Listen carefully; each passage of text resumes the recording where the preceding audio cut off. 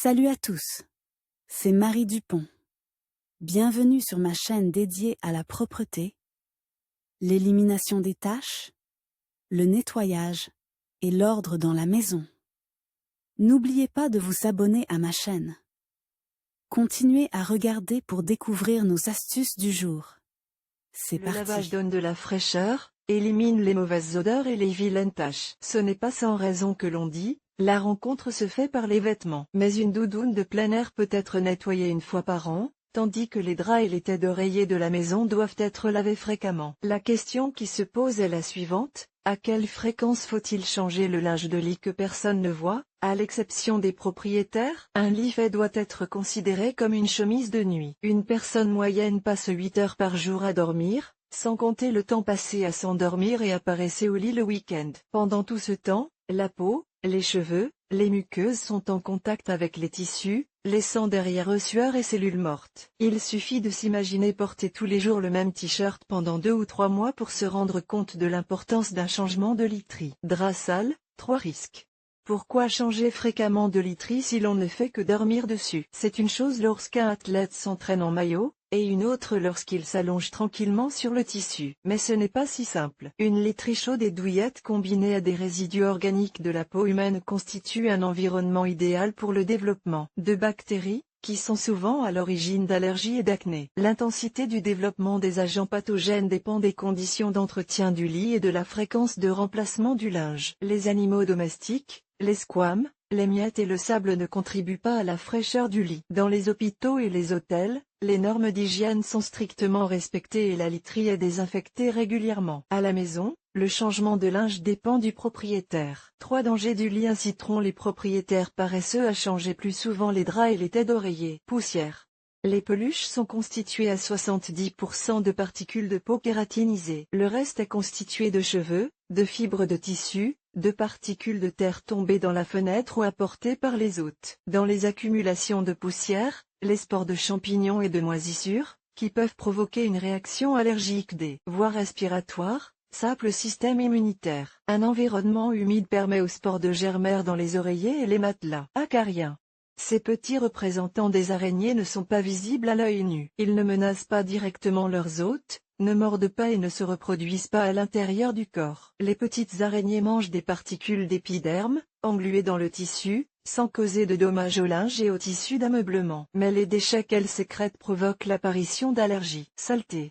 Les résidus de maquillage, le déodorant, les miettes, le sable accumulé sur le lit sont au mieux source d'inconfort, au pire de dermatite. Seul un lit frais et propre permet de dormir confortablement et en toute tranquillité. Changer fréquemment le linge de lit devrait devenir une habitude, tout comme se brosser les dents ou prendre un bain après une journée de travail étouffante. Ce n'est pas tant une question de pudeur que d'hygiène et de préservation de la santé. Fréquence de changement du linge de lit, normes. Il est difficile de donner une réponse claire à la question de savoir combien de temps il faut pour changer le linge de lit. Selon les normes sanitaires, la literie doit être changée au moins une fois tous les 10 jours. Toutefois, ces délais sont influencés par la température ambiante, l'humidité, l'état de santé, voire l'âge de la personne. On peut répondre sans équivoque qu'un changement fréquent de la literie est plus favorable à la santé. Adulte à en juger par les enquêtes sociales, peu de gens savent combien de fois par mois il est nécessaire de changer de linge de lit, mais ils agissent sur la base de leurs sentiments personnels. Certains changent leur tête d'oreiller une fois tous les 2 mois et pensent que c'est suffisant, tandis que d'autres dorment dans des draps neufs toutes les semaines. S'il est difficile de changer l'ensemble de la literie, il est recommandé de changer les accessoires individuels plus souvent. Par exemple, la tête d'oreiller est celle qui accumule le plus de sueur et de sécrétions grasses, qui finissent par pénétrer dans l'oreiller. En achetant 7 têtes d'oreiller par jour, il est facile de garder son oreiller propre et de maintenir l'hygiène du visage. Les périodes de changement de literie pour les adultes sont indiquées dans le tableau. Tableau, fréquence de renouvellement des éléments de la literie. Literie, période de changement housse de couette, une toutes les 2 semaines. Tête d'oreiller, 1 à 2 fois en 7 à 10 jours. Drap, une fois par semaine ou 10 jours. Les oreillers et les matelas doivent également être entretenus. Les oreillers absorbent et retiennent toutes les sécrétions de la tête, et les profondeurs du matelas sont pleines de petites particules, de micro-organismes et de champignons. L'idéal serait de changer le matelas et les oreillers tous les 6 mois. Pour la plupart des familles, C'est inacceptable, il faut donc faire le nettoyage soi-même ou contacter périodiquement des spécialistes. Les enfants au fur et à mesure que les enfants grandissent, le contexte hormonal, l'équilibre hydrique et l'immunité changent. Par conséquent, selon l'âge de l'enfant, la période de renouvellement du lit est différente. Nouveau-né. Un nourrisson a plus de mal à résister aux infections qu'un adolescent. Les bébés sont vulnérables aux maladies et aux parasites, et ont par exemple plus de chances d'attraper des œufs d'oxyure. C'est pourquoi le linge de lit doit être changé au moins une fois tous les 7 jours, voire plus souvent dans certains cas. La tête d'oreiller et la couche, surtout si elle est doublée de toile cirée, doivent être changées tous les 2 ou 3 jours. Enfant d'âge préscolaire. À l'école maternelle, la literie est systématiquement changée une fois tous les 7 jours. À la maison, les enfants d'âge préscolaire et d'école primaire doivent être changés tous les 10 jours ou selon les besoins. Si vous observez une bonne hygiène et que vous vous couchez avec une chemise de nuit changée au moins une fois par semaine, vous pouvez étendre cette période à 14 jours. Adolescents.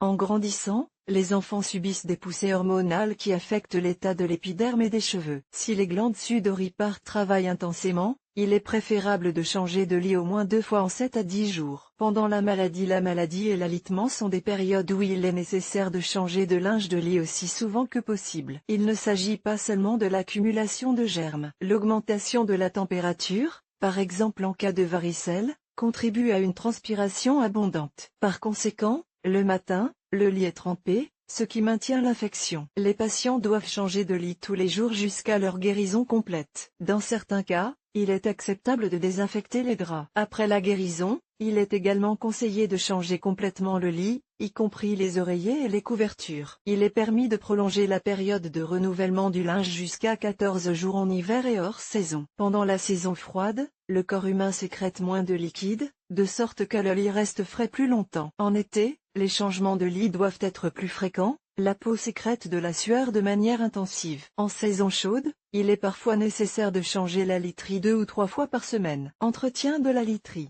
Pour vous protéger, vous et vos proches, des agents pathogènes et des allergies, vous devez connaître les nuances du lavage et du repassage du linge de lit. L'étiquette apposée sur l'ensemble vous indiquera les actions à entreprendre en fonction du type de tissu. Le lavage. Vous pouvez laver la parure entièrement ou en partie. D'après les commentaires, les ménagères modernes utilisent plus souvent des machines à laver automatiques, en réglant le mode linge de lit. Pour la literie blanche, il est recommandé d'ajouter de l'eau de Javel, qui non seulement redonnera de la blancheur, mais désinfectera également le tissu. Pour lutter contre les germes, il est préférable de laver à haute température ou de traiter le linge à l'aide d'un appareil à vapeur. Les règles générales concernant le lavage du linge de lit sont décrites dans le tableau. Tableau, caractéristiques du lavage ensemble température, degrés caractéristiques oreiller 40-50, secouer avant le coucher et après. Le réveil, aéré à l'air frais, séché au soleil. Les petits oreillers peuvent être lavés en machine en mode délicat,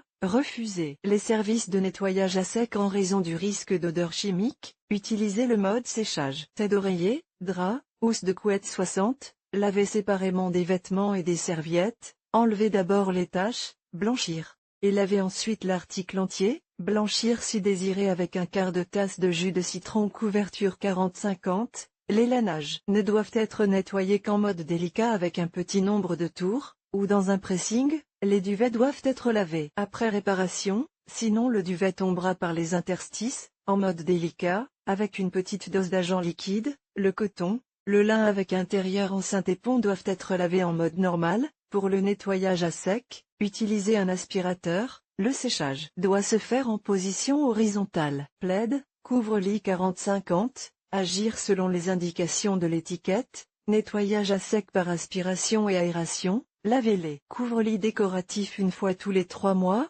les couvertures, en même temps que les draps et les housses de couette, séchées à l'air libre sous la lumière du soleil. Drap de matelas 60, lavez une fois par mois, nettoyez de la même manière que le reste du linge de lit. Matelas nettoyage à la vapeur, utilisez des housses pour protéger la surface. Éliminez la saleté tenace avec un shampoing spécial. Pour meubles rembourrés, diluez dans l'eau à raison de 1,2.3, nettoyez en profondeur avec un aspirateur tous les 6 mois. Il est nécessaire de laver le linge de lit neuf. Pendant le trajet de l'usine à la chambre à coucher en passant par le magasin, la parure est susceptible d'être poussiéreuse. En outre, Le lavage permet d'éliminer l'odeur de la teinture et d'assouplir le tissu. Le repassage. Certaines femmes au foyer négligeant le repassage par manque de temps ou par paresse. La question de savoir s'il est nécessaire de repasser le linge de lit après l'avoir lavé ne devrait pas se poser s'il s'agit de la santé de la famille. Un traitement thermique supplémentaire après le lavage permet de se débarrasser des parasites et des micro-organismes. Le repassage rend le tissu lisse et souple. Faire le lit avec du linge repassé est beaucoup plus agréable qu'avec du linge froissé. Pour le repassage du linge,